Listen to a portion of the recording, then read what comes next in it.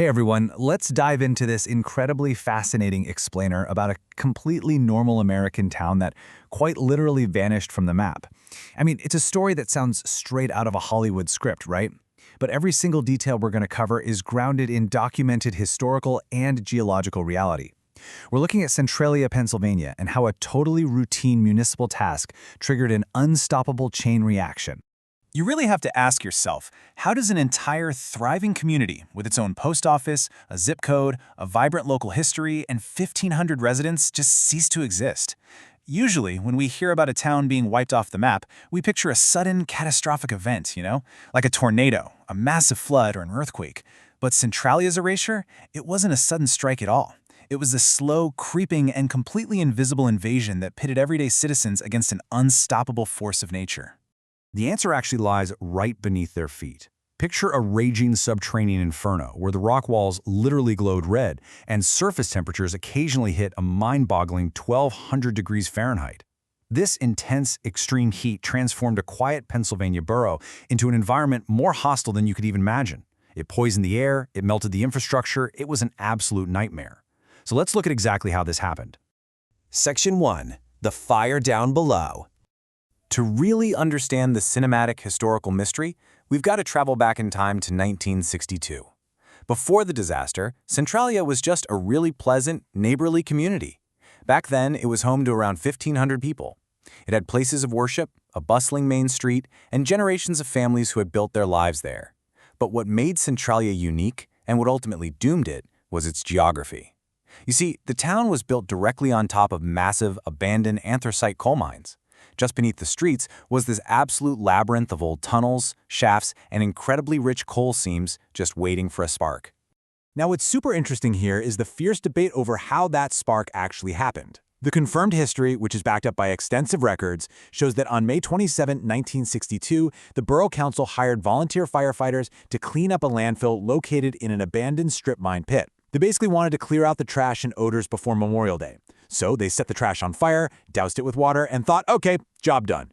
But an unsealed hole in the pit allowed that fire to reach the coal vein. However, some locals still completely swear by a competing theory. They believe a massive explosion fire from the 1932 Bottis Colliery never actually went out, and it just slowly crept into the landfill area over 3 decades. Moving on to Section 2. An impossible underground problem. Regardless of how it actually started, local officials were suddenly facing a nightmare that defied literally every attempt to stop it. And this perfectly illustrates the escalation of failure. Just look at these early, low-budget government attempts to excavate and flush out the fire. The state brought in contractors, but the efforts were pretty much doomed from the get-go. The first company, Briddy Inc., had a budget of $20,000, but was restricted to an undersized shovel and daylight-only shifts. That meant the fire just kept spreading all night long while they slept. A later attempt by K&H Excavating tried pumping crushed rock and water into the mines, but unseasonable winter blizzards completely froze their water lines and machinery. By the time they tried to act, they were just constantly a step behind. Because of these early failures, the fire was able to establish a terrifying foothold. Now, anthracite coal requires really high temperatures to burn, but once it catches, it is exceptionally difficult to put out. The fire began creeping steadily outward through that underground labyrinth at a relentless average pace of 50 to 75 feet every single year. It wasn't just burning in one spot, it was actively traveling beneath them. Which brings us to Section 3, a community in danger. Let's shift to the human element and see how this builds. Because this escalating geological disaster quickly started infiltrating the lives of everyday citizens. The most crucial point to understand here is that this wasn't a roaring wildfire you could easily see and run away from. It was an invisible killer. As the fire consumed the coal pillars supporting the town, the ground started to suddenly collapse into deep sinkholes. Lethal, completely odorless carbon monoxide gas seeped up right through the bedrock, into people's basements, creating deadly low-oxygen environments.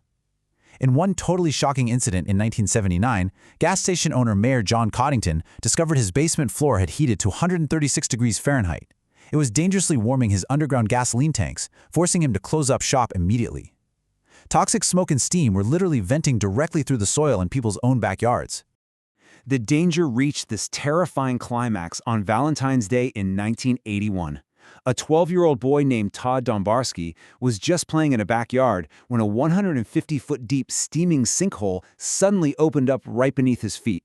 He fell in and barely managed to cling to an exposed tree root. Plumes of hot, lethal carbon monoxide were swirling all around him.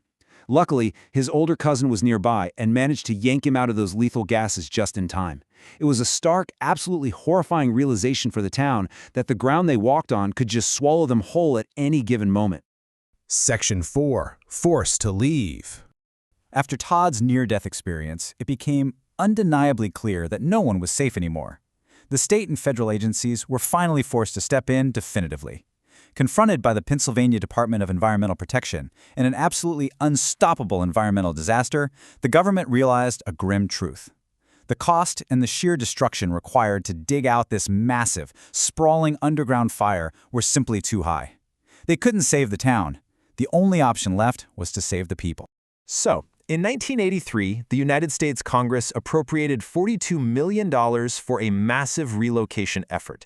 This was an unprecedented buyout, utilizing eminent domain to relocate anyone willing to escape the toxic fumes and the collapsing earth.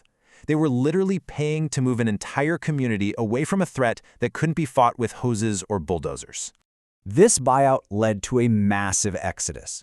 While a few incredibly stubborn holdouts refused to leave their lifelong homes, the vast majority took the offers and got out. To prevent anyone from returning to the dangerous zones, the state systematically demolished the abandoned houses. Fast forward to today, and that once thriving town of 1,500 people has been reduced to just 5 property owners as of recent records. Centralia was essentially turned into a ghost town, just an open grassy field crisscrossed by empty, paved grid streets. Section 5. The Abandoned Highway. The exodus of the people wasn't the only casualty here, though.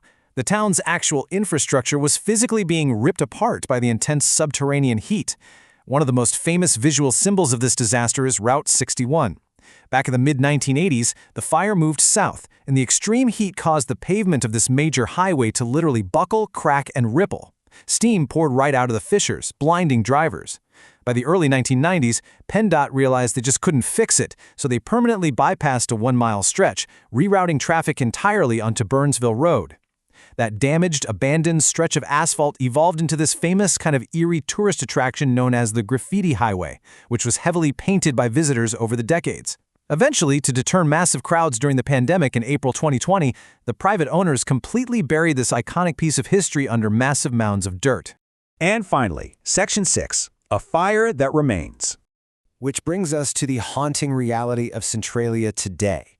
The town itself might be gone, but the cause of its destruction? Absolutely not. The Centralia fire is still out there right now, silently burning away under the surface. It's actually expanded across roughly 400 subterranean acres, and because anthracite coal burns so hot and is so insanely difficult to extinguish, peak temperatures in the monitoring boreholes have reached a staggering 1,350 degrees Fahrenheit. It is a slow-moving, completely unyielding force of nature that continues to devour the Buck Mountain coal bed, entirely indifferent to the world above it. And this leaves us with one final, truly terrifying question to ponder. Experts estimate that there is enough coal remaining in that underground labyrinth to feed this fire for another 250 years. Let that sink in. 2.5 centuries. As this fire continues its slow, 50-foot-per-year march through the dark, what happens next? Will the natural underground barriers actually hold it back, or will Centralia simply be the first town in this region to disappear?